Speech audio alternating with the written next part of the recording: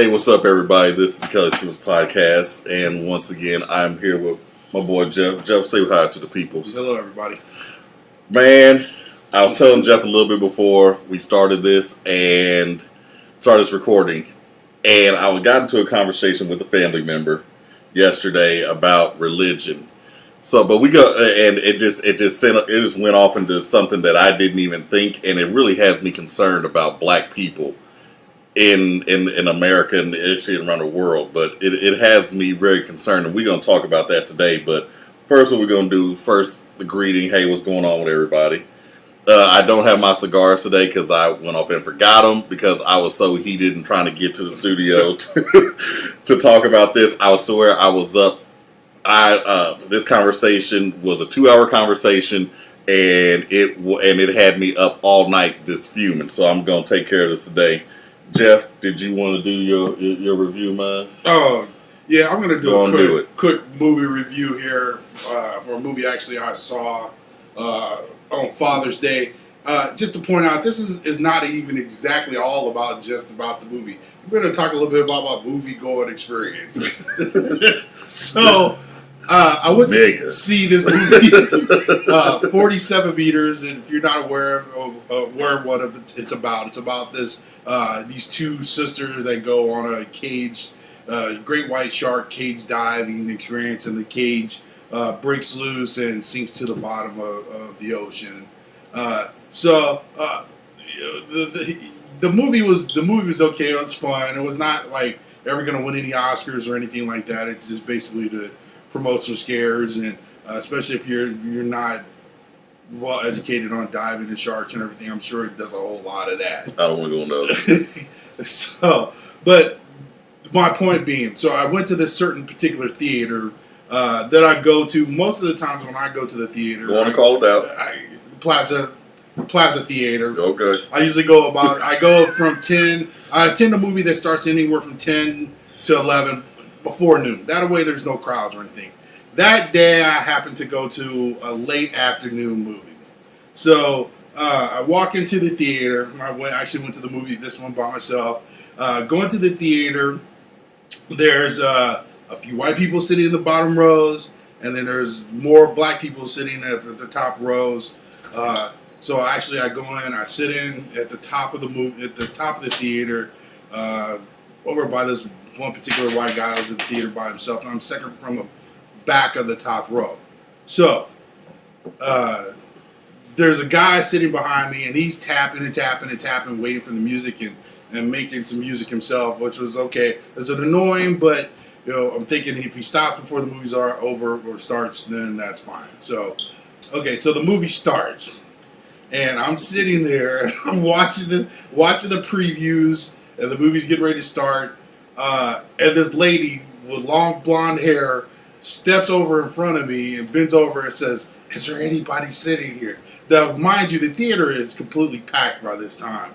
So, and I couldn't make out whether she was white or black or whatever. I couldn't tell because she was in my face and the movie was dark. And so she sits down, 2 seats, 1 seat in between us and then her man.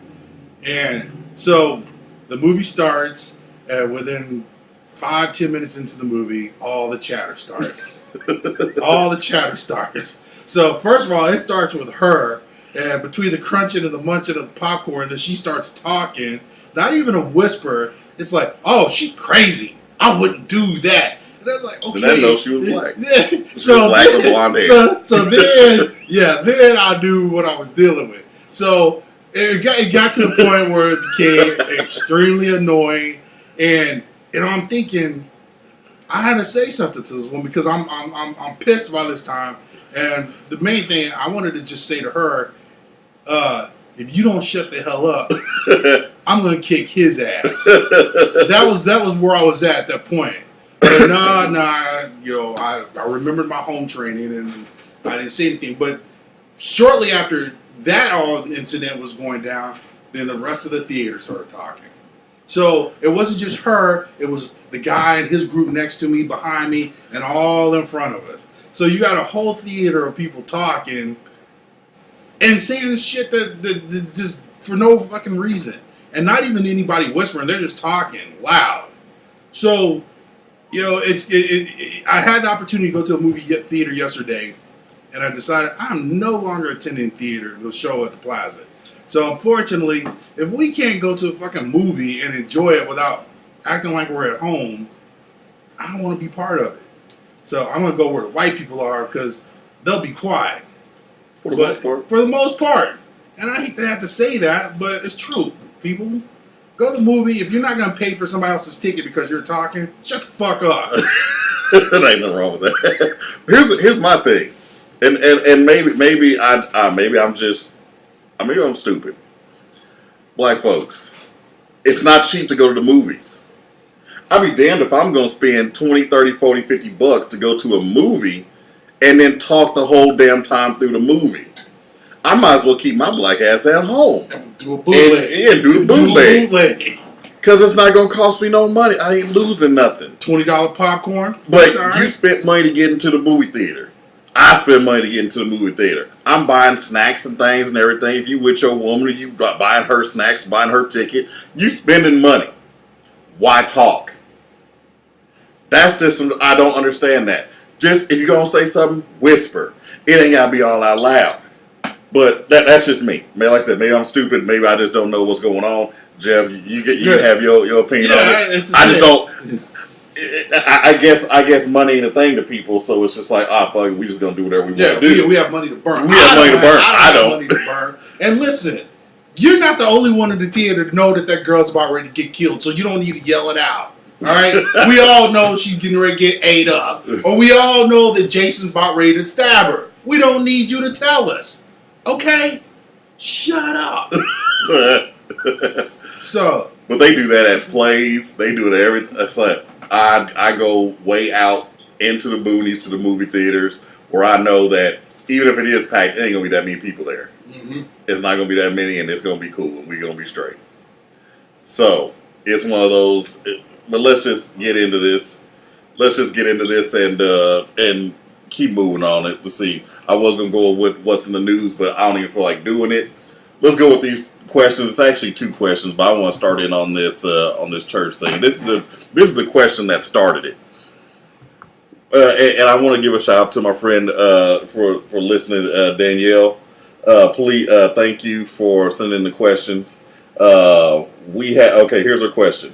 Why have families steered away from going to church and raising their kids with morals? Well, the first thing I was going to say with that is, with the morals part, you don't have to go to church to be moral. I agree. That I know people who have never been to church and are perfectly moral people. They're upstanding citizens. There's a lot of people in this world that, they don't break laws, they don't lie, cheat, steal, or whatever you would think of as immoral. They don't cheat on their wives or their spouses. They're upstanding citizens, and they've never been to church at all. They're maybe a spiritual person, but they're not. But they're just a upstanding citizen. They're a moral person. Well, they do what they're supposed to do. I have a question about that. Go ahead. Question and sort of response. So, do you have to believe in God, or are you believing in God and doing moral and righteous things because you want to get into heaven, or are you doing moral and responsible and righteous things because it's just the right thing to be good and decent to other people? Well, not expecting something in return. See, I think I think when people say that it is I think people say, if you bless somebody, God will bless you. Then you have a lot of people going around wanting to doing things for people because they're wanting a blessing on the other end. So they're wanting something. Yeah, they're wanting something. And I think that's not the right way of doing things. No, it's not. I don't want, if I'm going to bless somebody, if I'm going to do something to somebody that would be a blessing to them, I'm not doing this into account that, okay, God's going to bless me down the line. I don't care about that. No. I'm doing something to help a person. He needs help. He or she needs help.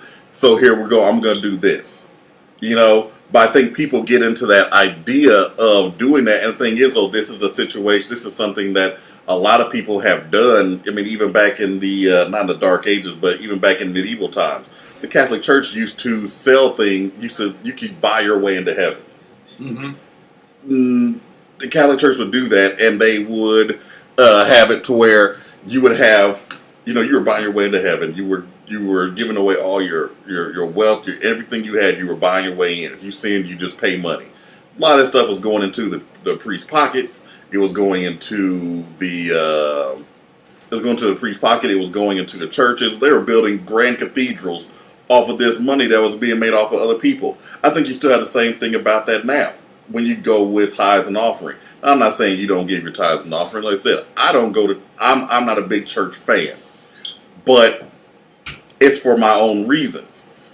But when I go, I still respect it. Right. Because I did grow up in it.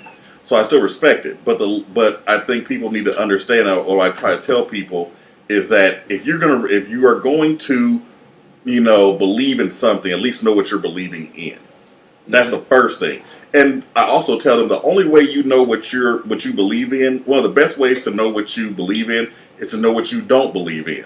So take the time to read up on the Quran, up on the, you know, if you're not Christian, read the Bible. Book of Mormon. Read those things, because then now you know what's going on, so that you can tell the difference. But some of these people, they believe you're followers of Christianity or whatever religion, but you've never even taken the time to see what somebody else believes in. Well, the other thing is that Christianity is not the original faith of black men. It isn't. It isn't. It isn't. So.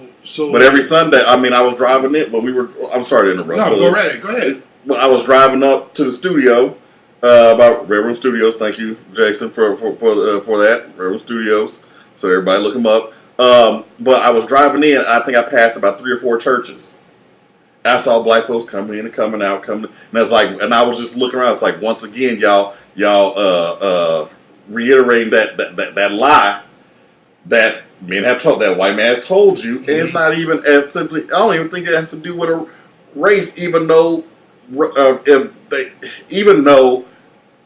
Christianity was brought to us by white conquerors. So you gotta understand this. It was white conquerors. We did not seek Christianity. It was thrown upon us through the disguise of conquest. Mm-hmm. All right, when they invaded Africa and everything else, when the Muslims invaded North Africa, it's the same thing. That was the first thing you do. You put in your religious beliefs. That's right. That's what the Romans did. They put in their religious beliefs, and what they did, they assimilated other things into it. They did the same thing with Christianity. But what gets us is that then they bring us over to the United States, and they put us into a situation where we're in slavery. And the thing that they put up and they use to keep us in slavery is the same thing you're preaching and talking about and praying to every Sunday. Oh, don't you see? The thing is that I think from slavery time on even to now, black people are using religion and seeking that faith to restore them or relieve them from the bondage that we have now. Whether it had been slavery, God's gonna free us from slavery someday. God's gonna bring us from poverty. God's gonna do this. But the thing is when do we have to realize that we have to start taking action ourselves? Well, the thing is, though, is that we do take action, but you can pray all you want. But like I said, in the very book, that says faith without works is dead. Okay, cool. Mm-hmm. You can pray to get out of slavery. You can pray to get out of any situation you are in. But if you are not willing to do the work to get out of it, you're never going to go anywhere. Exactly. A prime example I always give to people. When I was a kid, I was a lazy, dumbass kid. I didn't want to do my homework. But every night before I went to bed, I would get down on my knees, my little ass knees, and I would pray to God. Pray for my family, pray for this, pray for that. And I would pray, dear Lord, please bless me with good grades. Nigga, you ain't even doing the homework. You're not even doing the homework. And it finally clicked in my head. Why am I wasting my time on my knees when all I have to do is pick up my damn book and do the homework, and I can get the A that I want? Simple. So, basically, when you've already been provided with the tools, you're not utilizing those tools. And everybody has them. And that everybody has them, then praying for them for those results don't do you any good. No, it doesn't. It doesn't. And I think that I think one thing that people do, and I'm trying not to get too far from the question, but why people stirred away from this is what really sparked it off. Oh. Why have people? So we took away the moral issue, morality, and learning morals comes from as a child your parents. If you have immoral parents, you're gonna have an immoral child. Okay, let me ask you this though. No, we both kind of the same way. We both grew up. We had to go to church when we were young, and as adults, we choose not to attend church or attend church on a regular basis. But yet, we still have morality. Okay, in the terms. Do you think that if we weren't raised in those, given who your parents are, say they never took you to church a day in your life, would that make a difference on who you are as far as that goes? I don't think so because I come from parents who were raised by parents who were morally upright. Mm-hmm. And they raised us that way. I come from a family where we're morally upright people. But I think the argument to that would also be that, well, where do those morals come from? Well, some things are just common sense. Mm-hmm.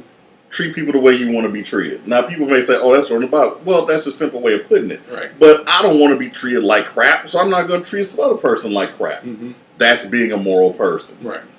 Don't lie. Don't steal. That comes from the Bible. No, that's just not breaking the law. And I guess my other, in reference to that also, though, is your friend referring strictly to Christianity church or any other religious belief or activity? So if you wore, I don't know, Muslim or, many different varieties of Christianity Mm-hmm. or whatever, I mean, is that what she's saying? Is she's referring... I mean, does it have to be Christianity, or is there? And that's where I got confused with the question and I wanted to keep it away from the religious part of it in answering her question. I wanted to keep it away from a religion part because I didn't know that I don't know if she was coming from that area. So, like I said, the simplest way to put it is morality comes from being a moral person comes from your upbringing. If you have immoral parents or immoral people raising you, then more than likely you're gonna become an immoral person. Simple. If you have moral people raising you, you're gonna become more than likely a moral person. Now, sometimes that can change through your environment. You can look in Washington D.C. and see all the immoral people up there. That is right. But they were probably moral people growing up and were raised under moral conditions. But sometimes your environment can change you. Right. But it doesn't have to do anything with church. And the thing is, though, is that you can go to church. Hey, there's some of the most immoral people are worshiping right next to you in the pew. Mm-hmm. Some of them are even telling you giving you the word that day. Mm-hmm. And they're not moral. Oh, so in relation to that, Okay, that's probably one of the biggest reasons why I stopped attending church. Church I grew up in, and there are people that I know that I've grown up that were very immoral. Once again, lots of things are from adultery, excessive drinking, some things that were immoral at work, getting arrested for things. But the whole premise is that if you do all that stuff from Monday through Saturday and then you attend church and repent, that it's okay. So where's the morality coming in? Or what a lot of people like to say, and I hate when they say this. I hate when people bring this up, that a man's good deeds outweigh his bad. No, they don't. Bad is bad is bad. Yeah, everybody remembers bad. Yeah, when you go to a restaurant, you have bad service. You're more likely to report that than you are to ask the manager to come over and tell how great the waiter or waitress was. Well, it's a simple thing with this. If you say a man's good deeds outweigh his bad, okay, you have Brother Johnson. Brother Johnson's deacon in the church. He gives his tithes and offerings every day. He's always volunteering. He's always doing this stuff. Everybody looks at him and is like, man, that is a godly man. He is a moral person and everything. What you don't know is that Brother Johnson is also a child molester who beats on his wife. At home, he's stealing. He's in the money laundering at his job at the bank. Right. And that he has all this other stuff going on. And it's like, but you want to tell me that his good deeds outweigh his bad? Right. No, it don't work like that. It doesn't. And for somebody to say that is that, I'm sorry. I hate to call people stupid. That's the dumbest thing I've ever heard in my life. Well, you know what they'll do at church, though. Right? What? They'll pray for him. Yeah. Yeah, So- still calling the police on his ass. They'll pray for, and here's the thing. Here's the backwardsness of church. Here's the backwardsness of church. If the woman says something about it, it says something about his abuse or his molestation of the children, then they're like, well, what did you do to call? What did you do? You should have been doing it. You must not have been taking care of your wifely duties. Yeah. Where are you getting this from? From the Bible? I guess so. I don't know. It's a flawed work. But but here's why I family stirred away from going to church, and I simply told my mom. I told a family member this. The reason why black families have gone away from church is because is that churches, especially black churches, have not evolved to the needs of an educated black race now. We have, when the black church was created, you had slaves. You had people who could not read. You had people who, may have went to, maybe had like a 3rd or 4th grade education, but their living was based in a area. It was based in a profession of blue collar. Mm-hmm. They were hard laborers, carpenters, probably working on the railroads and everything else. Things where you didn't need a lot of education. Now you're dealing with a situation, and most of them probably couldn't read at all. So now you're in a situation where you have people who are, 2 or 3 generations down the line, they're getting college degrees. They're getting doctors. They're getting their master's degrees. They're getting, all these other degrees, and not just through school, through scholarly efforts. They're also getting them through what do they call it? Regular TV. Mm-hmm. They're learning things. So that hasn't God been good to you, and just keep praying and your day's gonna come. That doesn't work anymore. No, I need more, and you can't tell me. And I'm sorry, but you can't tell me that the God created the earth in 7 days. But it's like, dude, you're neglecting a lot of stuff. You tell me to read a book that says God created the earth in 7 days, but I can go to a museum and see a 65 million year old dinosaur sitting there. What am I going to believe? It's a conflict. It's funny. It's a conflict. That is one of the first questions I remember when I was a kid that I asked my mom. Mm-hmm. One of the first questions I asked her about churches, if everything in the Bible is so true and correct, why are the dinosaurs not mentioned? And how does that work into it? Her answer was to me, well, talk to the preacher. And, and I think I did, but I think I got this big runaround. That really didn't have had no answer. So you're pulling this out of your ass right now. But I guess my point to your friend's question, my response to that is that, look, you don't need, and we've discussed this, you don't need a gathering or brick and mortar and one individual standing atop a pulpit telling you how you need to live your life and what morals that you need to have. You cannot attend church one day in your life and choose to pray with your family and promote your religious beliefs in your home every week, 2 or 3 times a week if you want.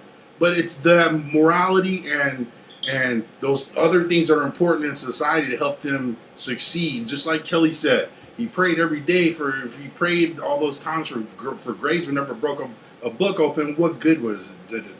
Did it do? Mm-hmm. If you want to be treated well, then you treat others.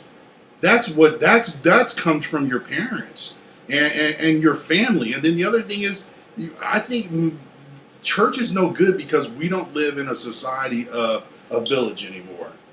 So nobody cares about the next anyway. So you go to church and you have a group of all individual villages or households who don't really. They have 3 or 4 different stewardess boards. They don't really give a darn about each other.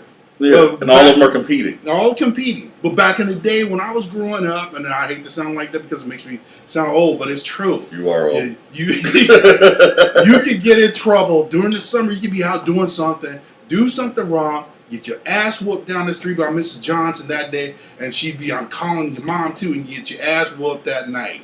That was how it went. So you didn't go. You could go and act a fool somewhere, thinking you were safe, but no. Miss Parker saw you, and she'd already done made the call to your mom, and she was ready for you when you got home. See, those are the type of things that were morality and stuff. That plays a huge part for upbringing and raising kids.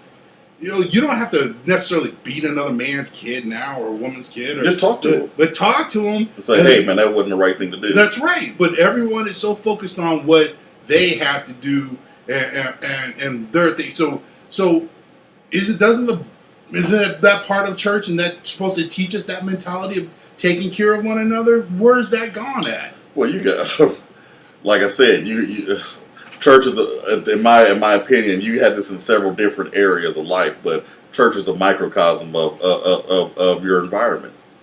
You have good and bad people in the world. You have good and bad people in church. The thing is, though, is that people think that church is supposed to be good, and it's not. For the most part, there are some churches that are good, wholesome places, but there are other places that they're just no good, and it's just a bunch of mess. Now I'm happy to say that in my lifetime, I've been to more good than bad, but that doesn't negate the fact that they still exist. But the thing is, though, is that I'm just trying. The whole conversation that I was having with a family member yesterday, and what really shook me up is that I was giving logical arguments, and they could not contest them. It made sense, but they could not contest them, but they still wanted to, and I wasn't trying to convert the person. I was just trying to make sense of something. But the thing is, I was trying to say is, I was trying to help them understand the situation or how I was thinking. And even though I was making sense, it still didn't work. I mean, they still refused the facts. And I was thinking, if they're thinking like this, to where nothing I do work, nothing that I say would have them say, you know what, he has a point. Or, you know what, something, I need to look into that. But you're just going to neglect the fact and say, like I said before, I can prove to you, I can write it out for you that 2 + 2 = 4. But if you have faith that that 2 + 2 = 5, and you're never going to change that, then me talking to you is a waste of time. Well, but then but then you had the issue of, and why have we given church a pass? Why have we invested so much when we look back? What really has it done? What did it do? What? Can somebody? I'm thinking, and maybe somebody, maybe the viewers out there, listeners, I'm a historical person. I like facts. I like data. Can you please give me something that I can actually look back on and check and see, and don't bring up slavery, because slavery had nothing to do with that. Because they were using God to keep your ass in slavery. Mm-hmm. First of all, so understand that. So don't sit up here and tell me, we got out of slavery. It took 400 years. Really? And we outnumbered them. I think it was 3 or 4 to 1? Yeah.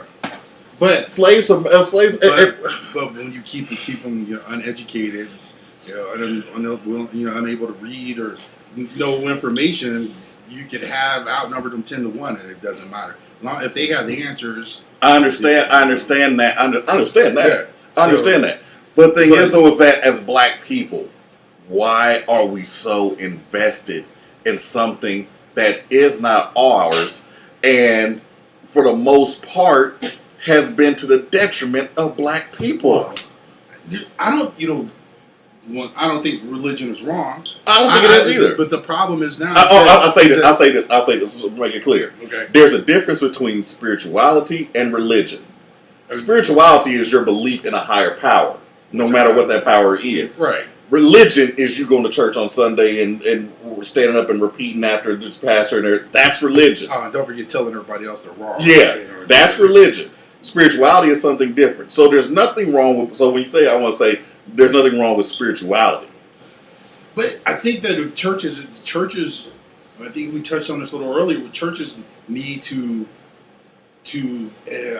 grow with society. They do. So when they're still preaching and performing, I guarantee you, my church is still doing the same thing as when I was a kid. And that was, I've seen other churches that progress, and these are little things, but churches that are trying to promote younger people coming in by having bands, different type of singers, and things like that. But you still promote the same message. But they may be. But I'm not quite sure about these because I wasn't never a member. Mm-hmm. But if like you said, black churches, we need to start promoting education and things that affect you in your everyday life. I think one thing, and like I said, I'm a spiritual person. I believe in a higher power. I believe in a creator. But one thing that I do have to say, and this is just my idea of thinking, is that, and like I was saying, I'm a spiritual person. I believe in, a higher power, creator, everything like that. But one thing that I don't understand, but one thing that I want, and this is just my way of thinking, and it may be absolutely asinine to somebody, and I'm perfectly fine with being wrong. But this is my belief. I believe, one, that the human race, the human species, is older than we think. That's one. Mm-hmm. I believe that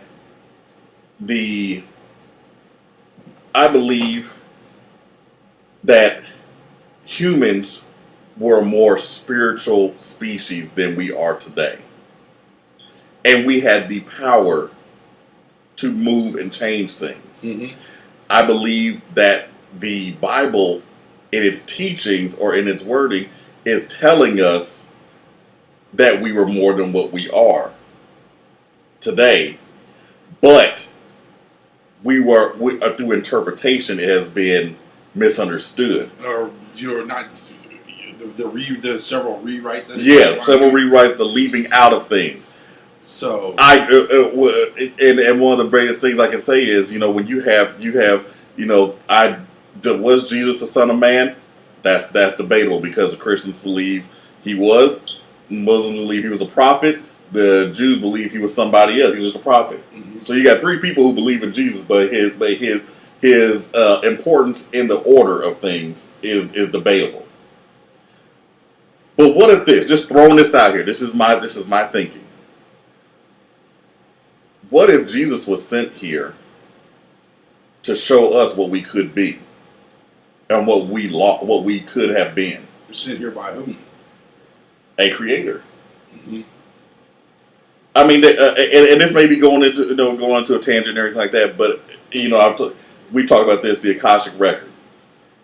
The Akashic Record, basically, for people, and I'm not trying to get all into religion and everything, but this is just why I think the Akashic Record is something where people think that all the knowledge and all the experiences and all the knowledge in the world are recorded in a sort of like a universal internet that you have the ability to grasp from. And as evidence of this, people have talked about certain inventions, the telephones, and certain other inventions that people have come up with. Who one person comes up with it, and somebody all the way across the country also comes up with it at the same time, and they submit them at the same time. They're both identical, but these people had no knowledge of each other. Right. And they said that in the world, that this has actually happened, I think, 164 times. So that gives credence to the fact that knowledge is up there. You just have to be able to pluck it down and get it. Mm-hmm. It also gives the thing of, and I was asking a family member of mine, when did, while Jesus was alive, did the 12 disciples ever do any miracles? I don't think so. Perform any miracles? No. And they said no. She said no. That they didn't perform any miracles. Right. They didn't perform any miracles until after he died. Mm-hmm. What if Jesus was sent here as a spiritual, as a concept of what we had lost? He had unlocked the ability to do something. See, when you go there, you start going to the more science stuff too, because they talk about the ability, the percentage of we're able to use a higher percentage of our. But what if you are? And that could be the case. I mean, if you're reading the Bible, the first thing it says, one of the things it says is the power of life and death is in the tongue, is in your tongue. Mm-hmm. Well, if that's the case, then you can be. That means you can create your own reality through just speaking it. What else can do that but a God? Going pretty deep on that one. I know, but I be thinking about this shit, man. This how I be thinking. I be laying in bed thinking about this. I be playing PS4 thinking about this. But you can't. But the fact is that it's in there. But if you do that, then what you're saying is that everyone is capable of being God, and then therefore the word God has lesser meaning. I don't think it has lesser meaning. Sure, okay. If everybody has, it's like one of those things. If everybody's a mutant, then what's a mutant? Then you can't be a mutant anymore. Right. Okay, I understand what you're saying, but is that a bad thing? Equality. What if you had what if you had the ability, or what if the human race had the ability to create its own reality where it did not infringe upon the reality of somebody else, and it was done at a spiritual level?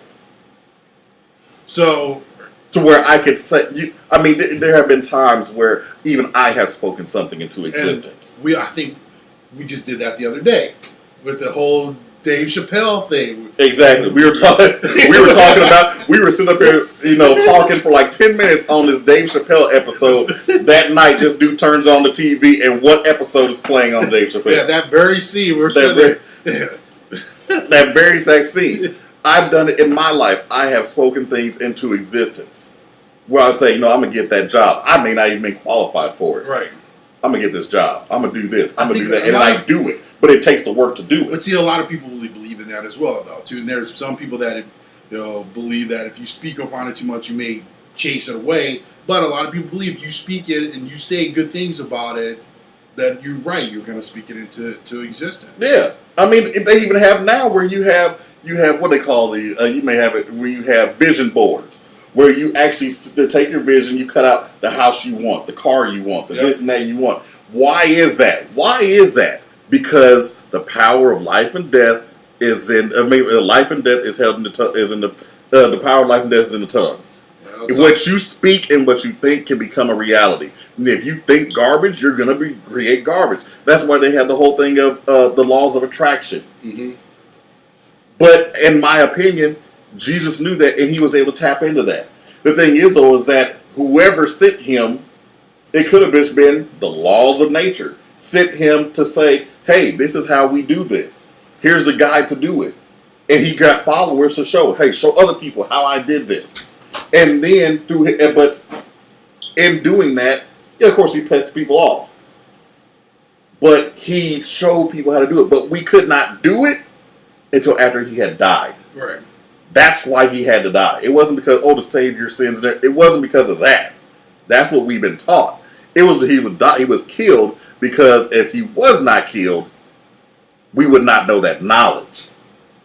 And be able, because after he died, now the disciples were able to perform miracles. Right. Which means that they were now in touch with that record of ability. Okay. I know I'm sounding crazy. Yeah. No, I'm not disagreeing with you.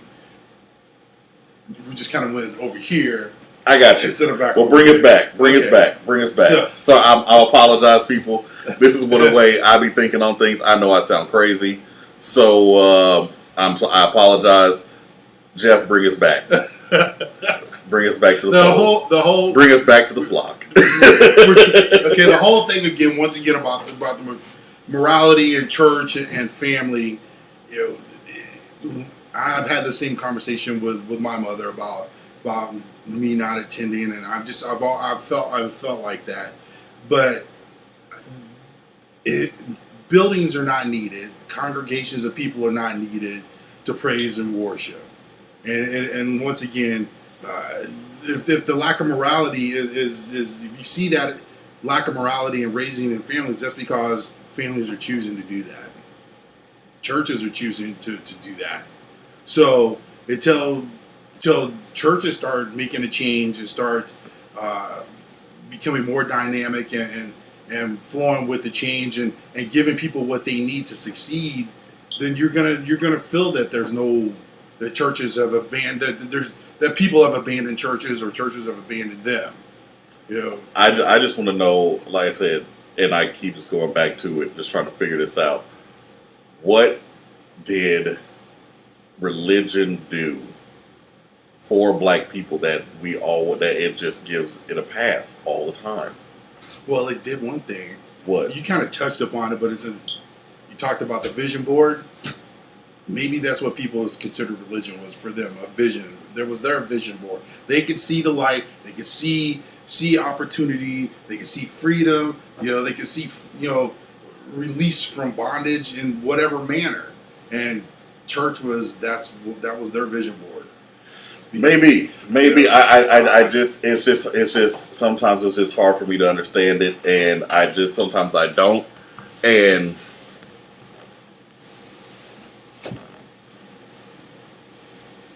like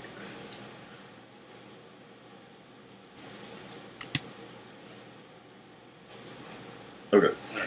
So I don't know. I think that's more or less they needed something to believe in, some sort of higher power, and that's where we came from, and it just hasn't changed.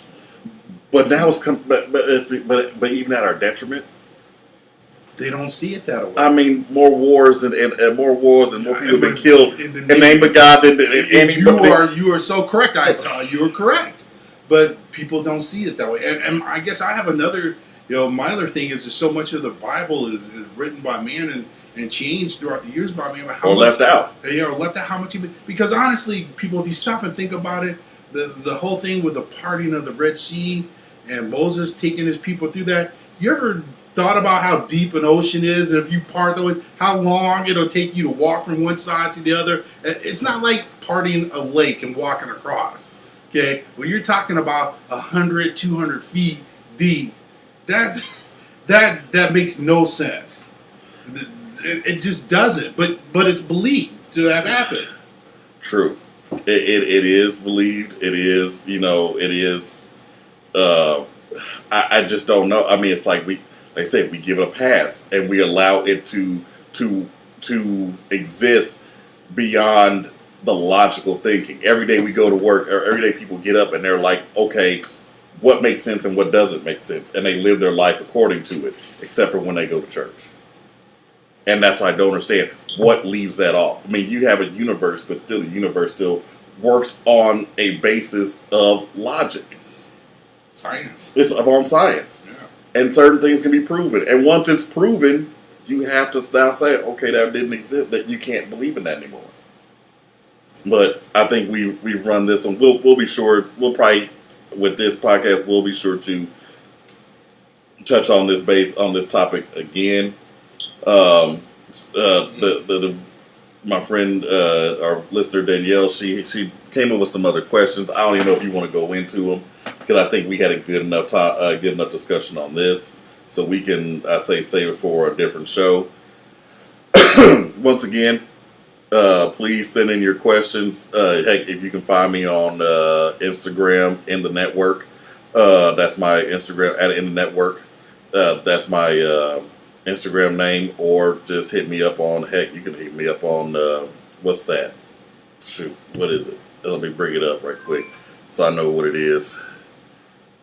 I probably don't even remember, but it's okay. But it's it's no other, I can't remember what it is. But I'll get it. We'll get more information. You can send in your questions to us. But want to thank you for listening. If you have questions on this episode, please send them in. If you agree with us, great. If you don't, hey, it's whatever. Jeff, you have anything to say in closing? No, I think we've said enough today. All right, that's good. I'm up here sweating and everything. I'm up here, but just keep paying attention to it. We may be coming up with some changes to the show a little bit as far as the name, everything. We're still trying to discuss that, but we do appreciate you listening. This is, for right now, the Kelly Simmons podcast. It's my show. Featuring Jeff. It's our opinions. If you like it, great. If you don't, well, it ain't your damn show. That's right. go off and do something else. Go cut the grass. So, all right. Talk to you later. Later.